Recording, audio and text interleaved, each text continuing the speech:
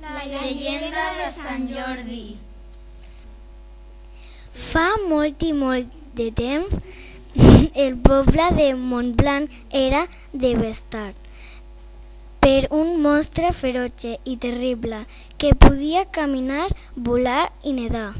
I tenia un alè tan potent que des de molt lluny, amb les seves alades, enverinava l'aire i podia la mort a tots els que li respiraven.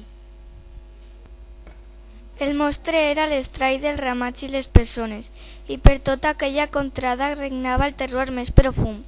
Preocupats per la situació, els habitants de Montblanc van pensar en donar al drac cada dia de menjar a una persona, per intentar calmar-lo. El problema era trobar la persona que volgués sacrificar-se cada dia per ser devorada pel drac. I així fou com, després d'una llarga discussió, els vilatans van decidir sortejar cada dia qui seria la persona que aniria a parar a l'estómac del drac. I així ho feren, i sembla que la jugada els va sortir bé, i l'abominable bèstia se'n deuria sentir satisfeta, perquè deixà de fer estralls i malifetes per aquelles terres. Però heus aquí que un dia la sort feu que li toqués ser devorada a la filla del rei, la jove princesa. Era molt simpàtica, amable, bonica i elegant. Tenia el cot de tots els ciutadans robats, i per aquest motiu centenars s'oferien per substituir-la. Però el rei, afligit i adolorit, fou just i sever. La seva filla era com qualsevol altra, si li havia tocat hi havia d'anar. I així fou com la jove donzella sortí del castell per trobar-se amb la bèstia mentre tot el poble mirava desconsolat i afligit, com la princesa es dirigia cap al sacrifici. Però mentre la noia es dirigia cap al cau del monstre, un jove cavaller amb una brillant armadura, muntat sobre un cavall blanc, es va presentar. La donzella se'l mirà i li advertí: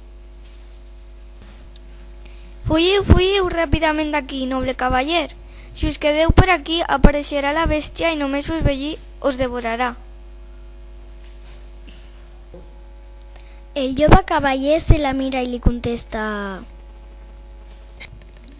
No patiu, jove donzella, si sóc aquí és perquè he vingut expressament. He vingut des de molt lluny per protegir-vos a vos i a alliberar el vostre poble d'aquesta fera. No va tenir temps ni de dir això, que de cop i volta va sortir la fera, davant l'horror de la princesa i el goig del cavaller. Va començar una intensa però breu lluita, fins que el cavaller li va clavar una bona estacada amb la seva llança, que va deixar malferida a la terrible bèstia i la va matar. De la sang que emborolla en sorgí ràpidament un roser, amb les roses més vermelles que la princesa hagués vist mai, roser del que el jove cavaller entallà una rosa i li oferia a la princesa. Vet aquí un gat. Vet aquí un gos. Aquest conte ja s'ha fos. Adeu.